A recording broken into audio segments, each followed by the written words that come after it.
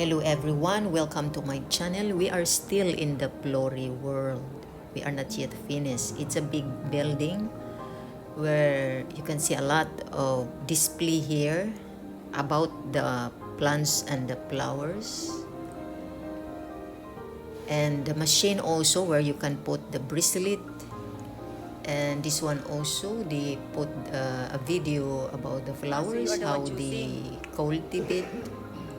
That is in the glass house. Because even if it is winter or autumn, then flowers is always there. So kung sa Bisaya pa dili sila mahutdan og mga flower and plants in the whole year. And this one also, I like the dress. I think it is made up by flowers, I think.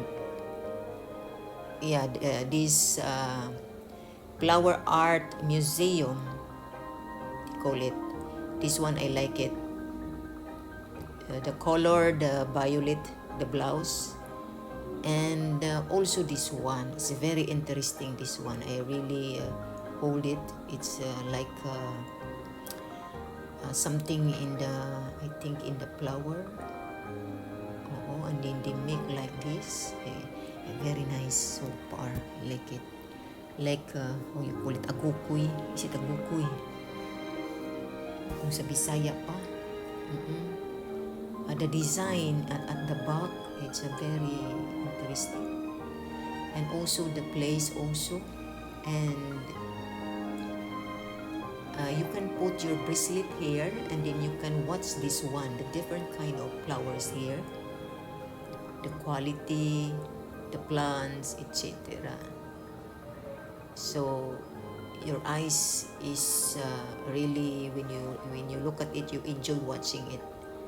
Different kinds of flowers. They're also having an inspection, so how they take care of it. Why man they put something color? It is most in the glass house. They are studying it. So we are also entering in this area. This is where you can put the bracelet, and we walk. It is not so much people when we come here, only few. But it's nice also. And we come also here, as you can see, they put it here,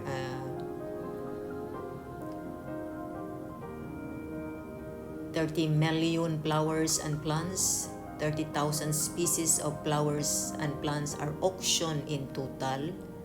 So 1.6 billion tulips are sold yearly, imagine. So very interesting. This is Alsmere. So they have also plants indoor.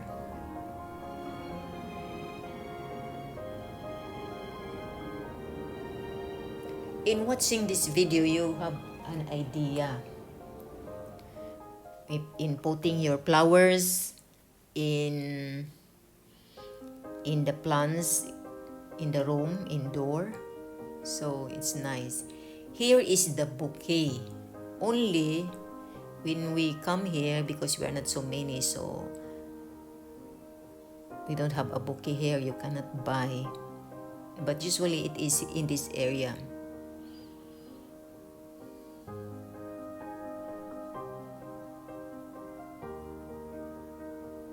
So they make a bouquet here, and then you can buy also here. It is nice. I love how they do this. They make it dry. And I like this one also. Because it's not a flower anymore. Very nice. This one also, I like it.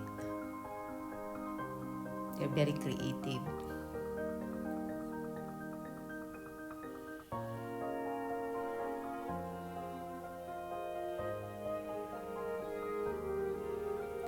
And after this one, we enter also in a dark room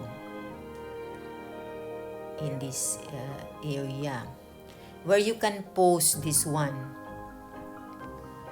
And then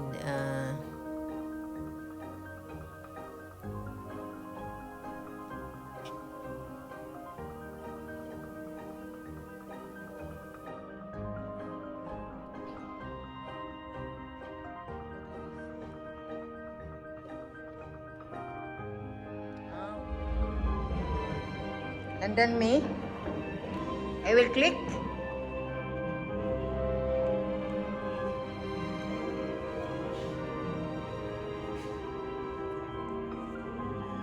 Come on.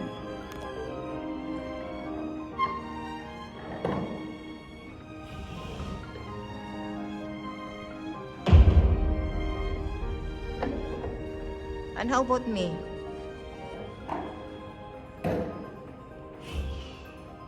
you have to put the bracelet so that it will come out See, may like that. nag-change again. So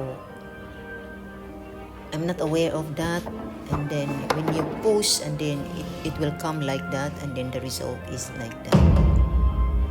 So And in mine it is lagi ka na. interesting in the eyes. Children also can come here, the whole family. So what we do is I put my Uy, bracelet nice lagi ito siya. in the box. Ako, be. I tap it in every boxes so that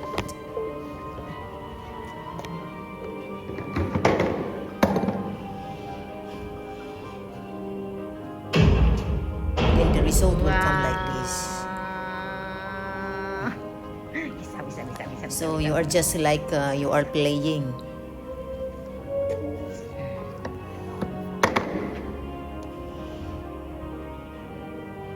So children likes it, I think, because even me, I enjoy doing it. So what we did is we get all our bracelet and we put it there.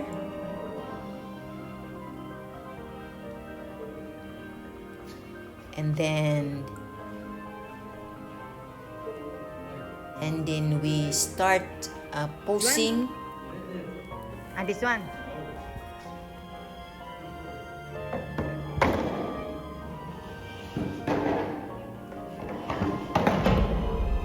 So then this is the result, you can see.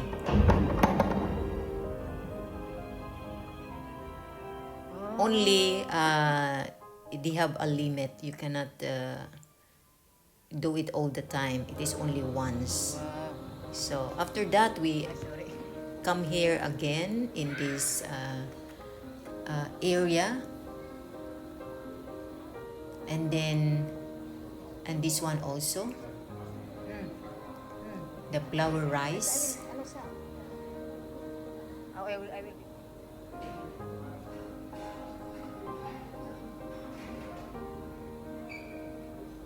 So they are very artistic, creative also, very nice.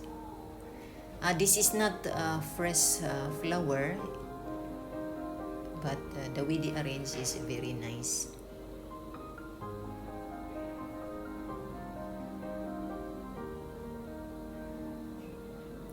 I think it's nice to come here at springtime, I think, because a lot of tulips. But since COVID-19, of course, it's closed, so only now they are open because no more lockdown here. So that's why we are able to visit in this place. And I think for the coming also, because now here in Netherlands, no more lockdown because a lot of people now are vaccinated. And no more wearing of mask here. So this is the place, and I have also my last video. God bless you all.